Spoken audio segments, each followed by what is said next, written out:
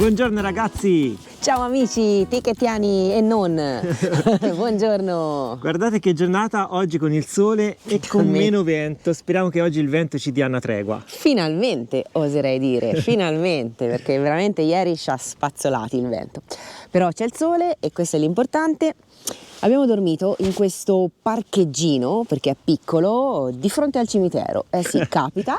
In silenzio. Molto tranquillo, e con la chiesetta compresa all'interno della cinta del cimitero, e è proprio di fronte a quello che vi abbiamo introdotto ieri, ovvero il monastero di Top Law. Come molti altri edifici religiosi è stato oggetto e saccheggiato dalla dominazione bizantina ottomana. Quindi ha subito, diciamo, dei vari restauri nel corso degli anni. Addirittura, pensate, anche nel periodo della seconda guerra mondiale è stato praticamente un rifugio per la resistenza nazionale. Una cosa che ci è particolarmente piaciuta è che i monaci ad oggi sono padroni di 350 acri di vigneti qui intorno, perché questa è zona di vino, ricordiamocelo, e si dedicano alla produzione di vino appunto biologico con il marchio Top Law. Ma non solo vino, anche olio, perché anche oltre olio. ad avere i vigneti hanno anche molte piante di olive, quindi, È vero. E quindi fanno anche questa produzione. E ora noi quindi andiamo a fare una passeggiata all'interno del cortile del monastero. Anche qui, come vedete, troviamo tante palme. Tutta la via è piena di palme. Scendiamo questa scala e all'inizio troviamo subito questo vecchio mulino. Infatti questa zona è famosa per i suoi windmill, così vengono chiamati. Che bello. Stranamente di pianta squadrata, vedi? Diverso dal solito. Sì, questo non è rotondo, ha una pianta quadrata e abbiamo ancora le vele sopra le pale. Queste ovviamente sono state ristrutturate, sono moderne. Chissà se le possono sciogliere e allargare. Comunque qui vedete il mulino e sullo sfondo il campanile del monastero. L'applicazione Windy oggi metteva un calo di vento, ma ancora non si è placato completamente. Però dietro al mulino si sta bene. Sì, dietro al mulino sì.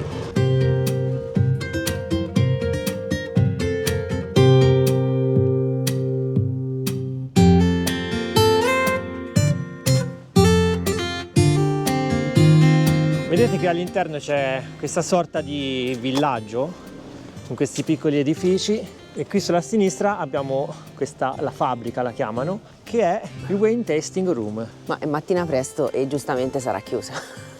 Si sa che i monaci ieri hanno bisbocciato e stamani sta ancora a dormire.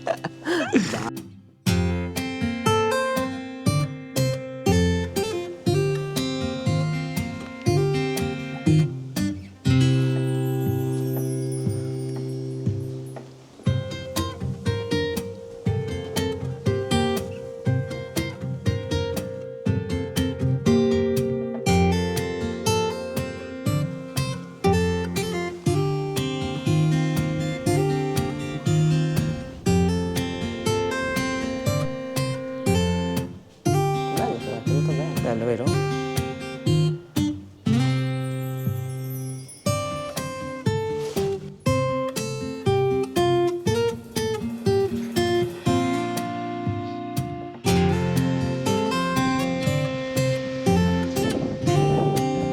Avete visto, molto bello, interessante, e ci ha colpito soprattutto la parte interna del chiostro, praticamente divisa su più livelli. Ai piani superiori ci sono le camere, diciamo le abitazioni, gli alloggi dei monaci, e ai piani inferiori sono più che altro sale dedicate alla conservazione degli elementi liturgici, una sorta di piccolo museo. Alcuni locali sono chiusi e non si poteva entrare, così come in chiesa praticamente c'era un signore che ci ha detto che all'interno della chiesa non si possono fare riprese. Per fortuna però all'esterno sì. E io che pensavo già di fare una bella degustazione di vino, di olio, Di magari, mattina a quest'ora? magari una bruschetta con l'olio, no? Povera a me! Vabbè, sarà per la prossima volta. Ragazzi, il negozio è chiuso e forse è veramente troppo presto, perché magari le fanno nel tardo pomeriggio, non lo so, un aperitivino. Ci stava, di prima mattina. A quest'ora ci sta il caffè. Vabbè, allora niente, torniamo da Charlie e proseguiamo. E questo, ragazzi, è l'affaccio che abbiamo sul mare e anche su questo piccolo canyon pieno di grotte, e soprattutto notiamo quegli alberi, questa fila di alberi che sono piegati in questa direzione dalla costante forza del vento. Qui secondo me veramente è una forza costante, perché proprio queste piante sono nate piegate, non è che si addrizzano quando No, calma il vento. sono così. Rimangono così. Questa è la penisola di Kiryamadi, fino al punto in cui siamo potuti arrivare ieri, poi dopo è presidio militare. Tutta la penisola di Kiryamadi fa parte della zona, quella che viene chiamata Geoparco, o meglio Global Geopark viene chiamato, che è stato indetto dall'UNESCO, come vi abbiamo già accennato, nell'anno 2015, quindi è tutto geoparco. Noi adesso ci troviamo qui, dove c'è il tondino, cioè davanti al monastero. Siamo qui, non dobbiamo fare di nuovo a ritroso la strada che abbiamo fatto ieri costeggiando la parte est, ma essendo qui possiamo fare tranquillamente la costa nord-ovest, diciamo, e l'intento è di arrivare a Sitia, che è la città più grande di riferimento qui della zona. Non ricordo se è la terza o quarta per grandezza di tutta l'isola. Comunque l'intento è di spostarsi sempre in direzione ovest e intanto visitarla, perché sicuramente qualcosa di interessante la troviamo.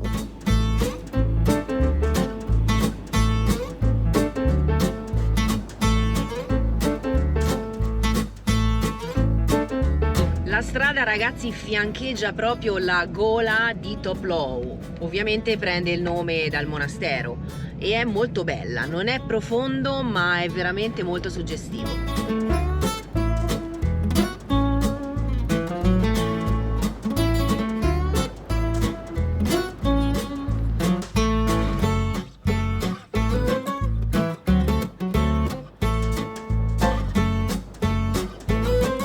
Uscendo dal gola di Toplou si entra in quest'altra vallata, bellissima peraltro, con questa strada che serpeggia giù fino al mare. Quello è il golfo di Sitia e in lontananza infatti si vede la città.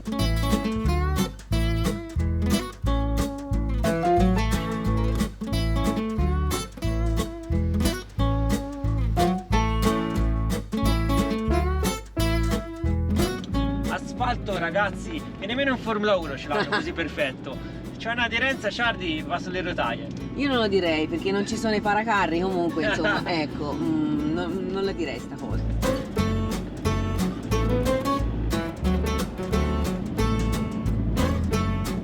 Ed ecco che stiamo arrivando alla città di Sitia, tutta bella bianca, guardate come spicca.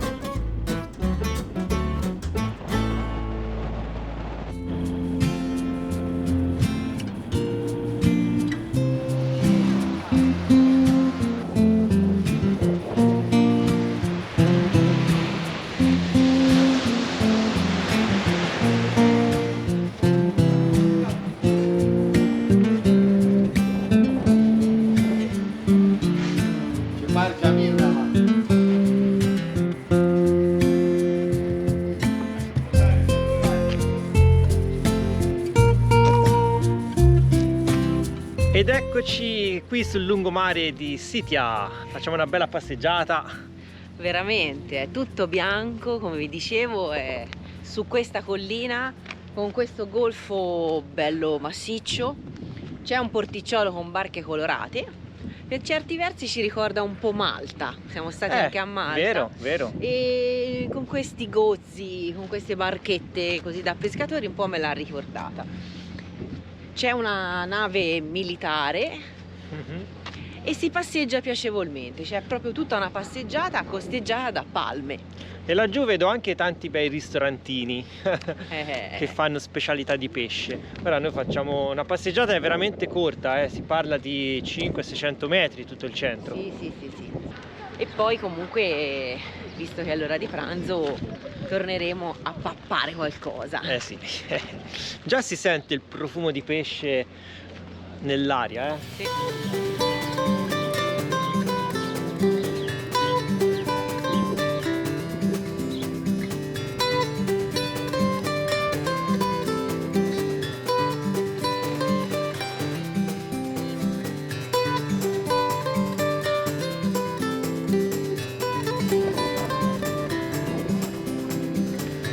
Qui i ristoranti già iniziano a riempirsi.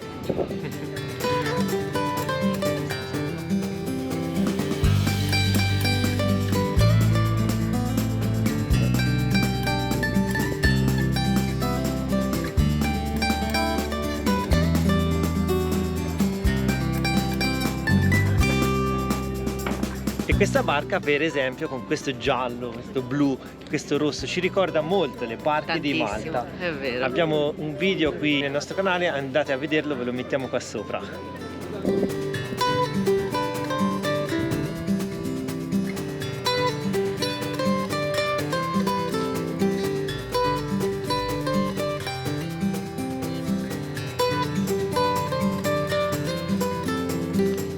E lì vedete la nave militare. Invece qui a mezza collina, dietro queste case, si intravede la fortezza veneziana, perché anche Sitia ne ha una. Parlavamo dei ristoranti, ci sono tutti i tabelloni con tanto di foto del piatto, così non vi sbagliate se non fosse chiara la scritta greca, e guardiamo anche un po' di prezzi. E questa è una taverna greca tipica, o meglio una taverna cretese più che greca. Ovviamente il pesce la fa da padrona, ci sono gli scampi 75 euro, una porzione, di un piatto di scampi diciamo. Accidenti. Le sardine 8,50, il bass fish che penso sia dorata, il sea brush Sì, 15,90, dovrebbe essere dorata. i calamari 9,50. Polpo 14,90. Questo è il filetto fresco di tonno 16,90. Poi ovviamente ci sono i pesci più rinomati, si va dai 50-60 euro a piatto, e poi c'è la langusta che è l'aragosta 80 euro. C'è anche la carne, si va dai 8-9 euro, 10 euro fino ad arrivare a 15 euro, piatti più importanti. Ma queste sono le specialità greche, così le vendono. Allora, la famosa moussaka, quella con le melanzane, 9,80. Comunque insomma i prezzi sono sopra la media, perché li abbiamo trovati anche a meno. Diciamo che quello che costa meno è 7,20 euro, fagioli fino a 11,80, che è l'insalata greca.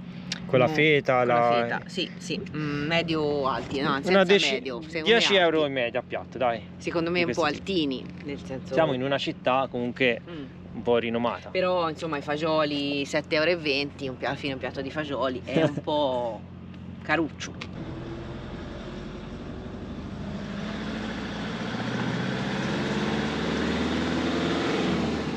Anche Sitia, ovviamente non l'abbiamo detto, ma è un forte produttore di olio d'oliva, tant'è che nel cartello, diciamo, di benvenuto alla città, su strada abbiamo trovato Sitia, la casa dell'olio d'oliva, c'è scritto sotto. Guarda che costa, mamma mia, e che strapiombo qui sotto, caspita.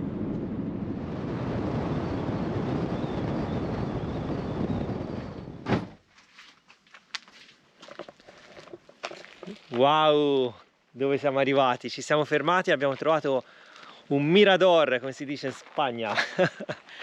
E ora è il blu dipinto di blu. Guardate che affaccio. Che mare! Che bellezza! Oltretutto qui non c'è nemmeno vento, si sta benissimo, il sole è bello spingente e ci piace. Mangiato! Mangiato! Piatto pulito, spazzato via tutto, ora ripartiamo lungo questa strada panoramica, ci godiamo questo mare con questo sole bello caldo. Io mi sono rimesso la felpa, ma mi sa che me la rilevo subito perché è un caldo allucinante. Ma una domanda, ma avevate dubbi che non mangiassimo tutto? Poi non abbiamo ripreso nemmeno perché per la foga avevamo fame. Abbiamo spazzato via tutto, ho detto cavolo, non si è nemmeno fatto vedere cosa abbiamo mangiato. Vabbè, comunque abbiamo mangiato due belle pita, belle gorde si dice in Spagna, quindi belle ripiene con un po' di pesce e verdura. Oggi c'era la pita buonissimi, con lo tzatziki. Ormai siamo in Grecia, siamo drogati di questo tzatziki. E comunque andiamo in direzione sole, facciamo tutta questa bella costa e c'è una parte molto interessante fra poco.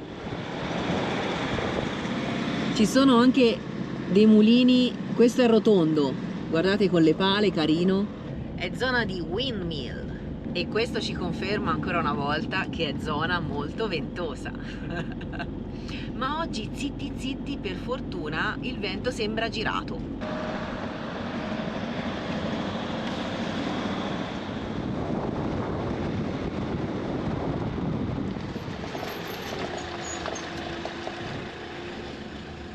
Ci siamo fermati un attimo per farvi ammirare meglio questo panorama e questo golfo che c'è sotto. Qui al lato c'è un caffè che adesso è chiuso, quella è tutta l'isoletta e un mare che più blu non si può. Ciarlino ci aspetta, ripartiamo.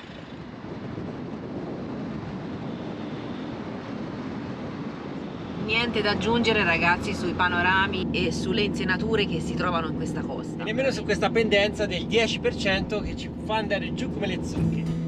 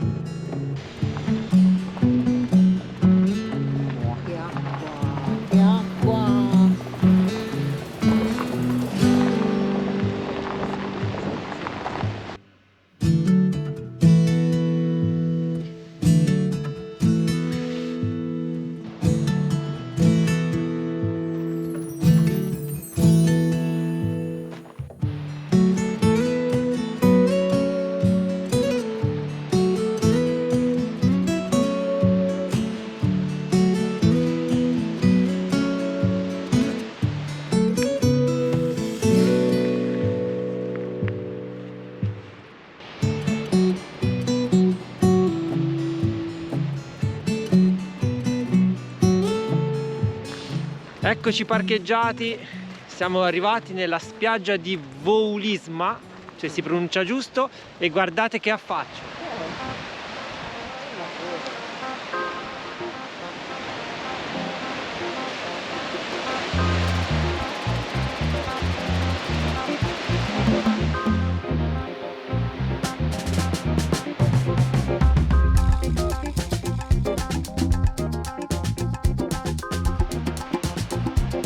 C'è un mare con sfumature dal verde al blu al turchese. Ora andiamo giù e vediamo di toccare quasi con mano quest'acqua.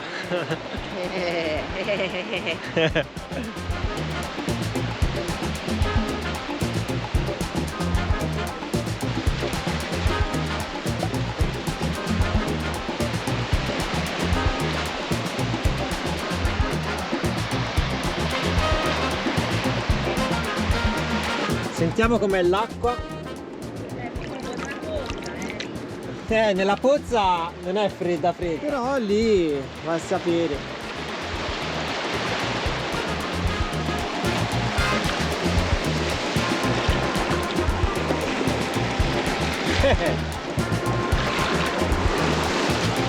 È freddina anche qui, ragazzi.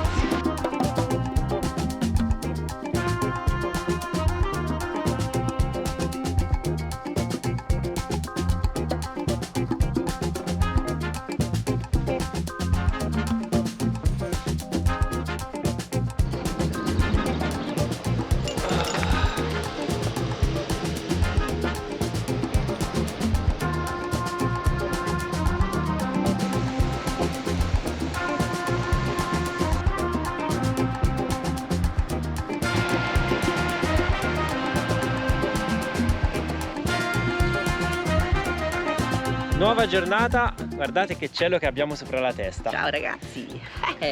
Come hai dormito? Come ho dormito? Bene, benissimo, collata dal suono delle onde. Ogni tanto mi sono svegliata e sentivo lì per lì.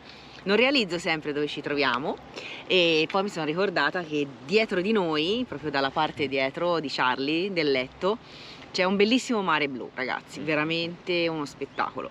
E oggi secondo me, col fatto che il cielo è azzurrissimo, sereno, luminoso, riflette ancora di più. Sembra una piscina stamani. Poi quando il mare è piatto si vede ancora meglio il fondale, perché quando è mosso chiaramente la luce fa rifrazione e non si vede nulla. Ieri non mi sembrava così trasparente, no. Però vabbè. Ora andiamo giù alla spiaggia, facciamo una discesa che meno male non abbiamo affrontato con Charlie, perché qui se vai giù non torni su. No, forse qui col fuoristrada 4x4. Ma nemmeno, secondo me. È bella impegnativa, tutta sassolosa. Anche a piedi, secondo me. Infatti speriamo di non arrivare ruzzoloni. La spiaggia è sempre lei, è la Voulisma Beach, che è una bella spiaggia larga e consigliano di vederla, quindi noi abbiamo dormito proprio qui dietro e facciamo 2 passi per vederla. Sì, no, vabbè, effettivamente impegnativa anche a piedi. Ma questa nemmeno con il quad la fai. Wow.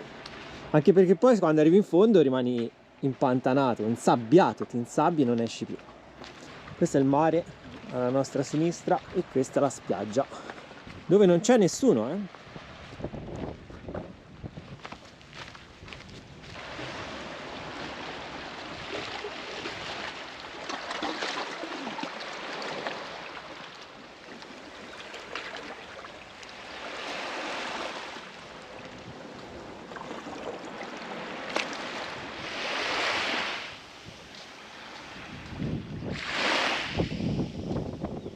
Qui c'è anche un parcheggio lungo la strada, lungo la spiaggia, c'è anche una scala per scendere, quindi non bisogna per forza fare quella discesa difficile. Una piscina. Una piscina, ragazzi. Continuo a dire la piscina da mezz'ora. Una piscina, perché cioè, è veramente una piscina, di quelle a sfioro, avete presente che si vedono nelle super villone, no? Che poi di là c'è il panorama, no? Quelle a sfioro si chiamano, che io sappia. È tutta piatta. Io, cioè, mi ci butterei anche vestita, per come è bella, però è fredda. L'hai assaggiata? No. Vogliamo fare la prova in diretta? Andiamo a sentire com'è quest'acqua. Oltre che essere bagnata. Bella, mamma mia, è fredda, ragazzi, ma com'è possibile? Freddissima. Vediamo se mi riesce a fare il lancio. 4 salti. 4 salti, mi vengono in mente 4 salti in padella. No, dai, via, no, per favore, no, ha rovinato il ha fatto 4 salti, se fossero stati 3 o 5 non sarebbe ma non puoi riportare tutto alla cucina. È venuta così. Guarda, così per caso.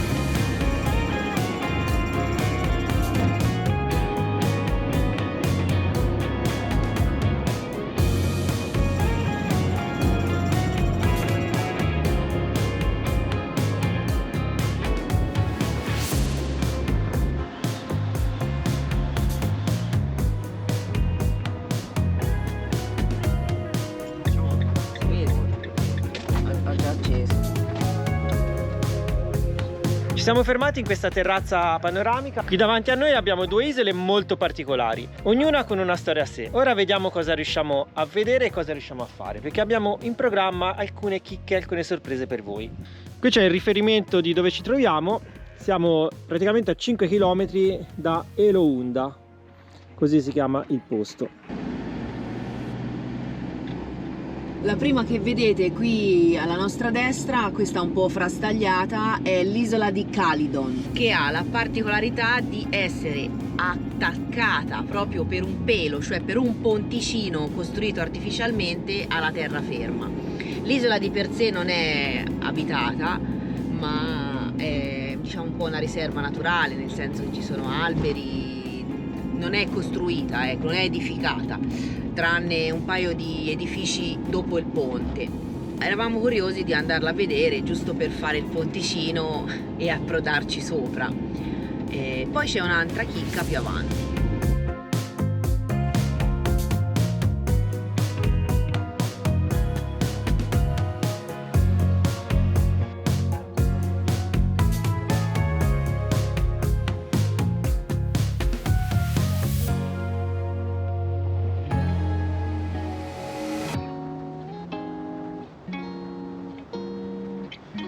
Abbiamo parcheggiato Charlie, siamo nel paese di Elounda, quello che vi avevamo fatto vedere dalla terrazza panoramica, e abbiamo notato che c'è il mercato. E quindi notato che c'è il mercato. Ne approfittiamo per andare a fare un po' di spese. Robettina fresca, sapete, frutta e verdura. Così vediamo anche i prezzi, su che cifre si aggirano, facciamo un po' il polso della frutta e della verdura, quanto viene. Nel frattempo si è annuvolato, per farvi capire che nell'isola da non un'ora a un'altra, mezz'ora a un'altra cambia completamente. È arrivata questa perturbazione, però per ora sembrano solo nuvole, non sembra voglia piovere, speriamo. Magari tra pochi minuti si riapre. Questa è l'isoletta collegata dal ponte che vi dicevamo prima. Il ponte è laggiù in lontananza, però si intravede appena. Ci sono anche dei camper, ma a noi interessa il mercato. Che prendiamo?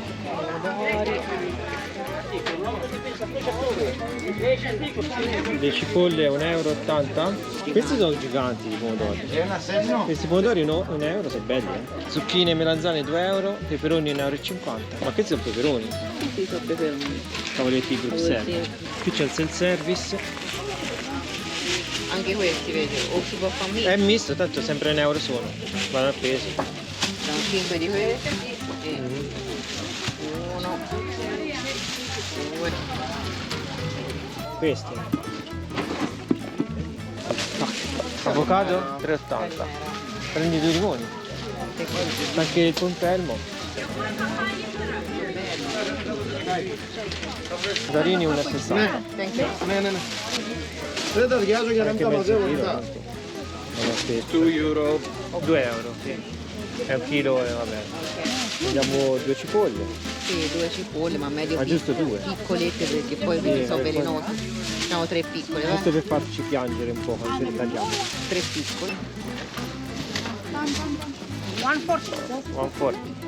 Qui le mele 2,50 € al chilo, tutte 2,50 € costa. Questo è il nostro ricco bottino di oggi. Guardate quanta roba. Abbiamo svaligiato il mercato. 3 o 4 banchetti, poi più o meno i prezzi sono tutti allineati, Sì. diciamo. Allora, se si viene in questi mercati, piccoli o grandi che siano, un po' si risparmia effettivamente rispetto ai supermercati. Perché i prezzi nei supermercati abbiamo notato che sono in linea con i nostri, cioè non sono così economici come si sente dire. Avevamo letto un po', sapete, di informazioni sul web, resoconti di viaggi, eccetera, eccetera, dicendo che insomma la Grecia, soprattutto Creta, era abbastanza economica. Però crediamo che negli ultimi tempi, insomma, i prezzi un po' si siano allineati con il resto d'Europa, diciamo così. Almeno questo nelle grandi catene nei supermercati. E se si trovano questi supermercatini, insomma, si fa una buona spesa, almeno per l'ortofrutta, ecco. Noi abbiamo comprato un po' di tutto, abbiamo speso sugli 8 euro totali, perché tipo ogni sacchetto sono 1,50 €, 1,80 €. Sì. Messi tutti insieme abbiamo comprato una bella quantità di roba. 8 euro totali, quindi è una buona spesa. Sì, direi. sì, è una buona spesa. Poi si vede prodotti locali, genuini, di qui della zona, ci tengono a dirtelo anche a volte. In quelli più forniti hanno anche uova, cose extra ortofrutta. Si è decisamente annuvolata la situazione.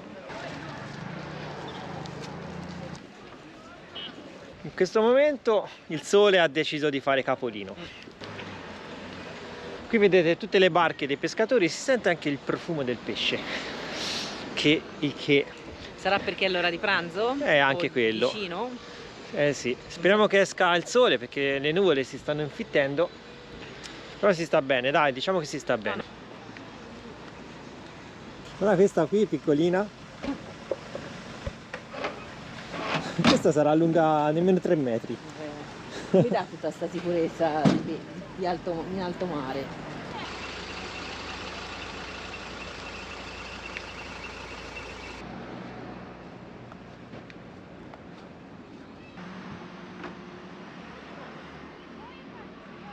Sapete quanto ci piacciono le mappe, quanto mi piacciono le mappe.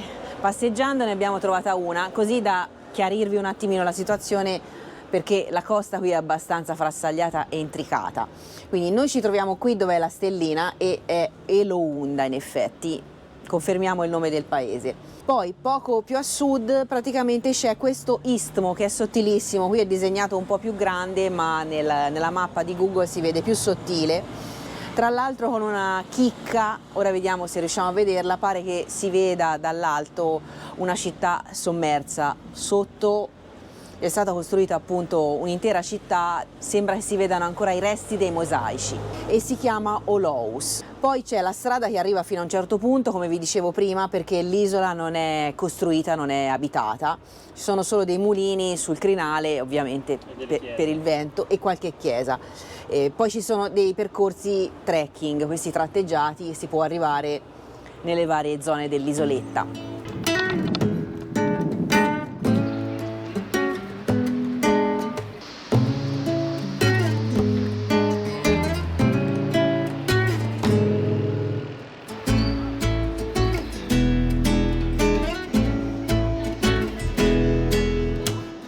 Dopo aver fatto il giro del paese, torniamo da Charlie, illuminati dal sole.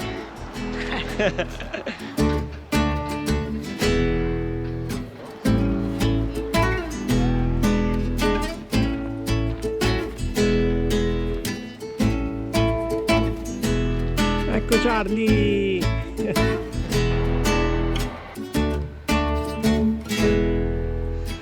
E siamo di nuovo a pranzo. Ci prepariamo delle piadine, o meglio delle tortillas, così si chiamano, con prosciutto, i pomodori che abbiamo comprato al mercato, un po' di formaggio, poi ci mettiamo l'immancabile tzatziki, visto che siamo in Grecia. A stomaco pieno si riparte, Direi. verso la scoperta di quella che vi abbiamo accennato prima, cioè l'isolona, quella più grande, che è collegata, pare da un ponte, dobbiamo capire bene, alla terraferma.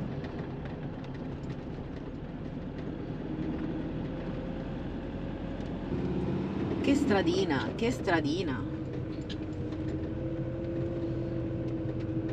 Occhio a dove si mettono le ruote. Eh sì, ci sono i camper là, o vedo male. Questo, ragazzi, è l'istmo di terra che collega l'isola con la terraferma. Infatti abbiamo l'acqua da tutte le parti. L'acqua a destra e l'acqua a sinistra. Guardate, particolare. Qui è bassissima, Noi andiamo a vedere questi mulini, facciamo una passeggiata. Ora purtroppo non è in nostro potere, ma il cielo è nuvoloso, qualche spiraglio celeste c'è laggiù, ma... Sì. E qui c'è il ponte, 3,5 tonnellate, quindi Charlie può passare. Ah, ecco, questo è il ponte che avevamo visto nel web, il ponte di pietra, diciamo così. Ecco, vediamo i due mulini. Oddio, anche questi non sono messi benissimo, ma nemmeno il ponte ci reggerà? Auguri. Ci regge, c'è un altro van. Guardate qua, quello è il vecchio ponte crollato.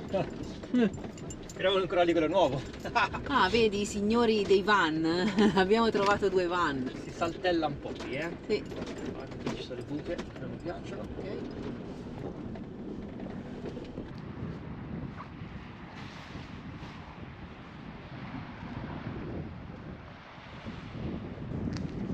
Ed eccoci sotto ai mulini a vento. Ovviamente c'è il vento perché siamo sotto ai mulini a vento, non poteva essere altrimenti. Questo è il ponte che abbiamo attraversato con Charlie e come vedete ha resistito al nostro passaggio, non è cascato, quindi è andata bene.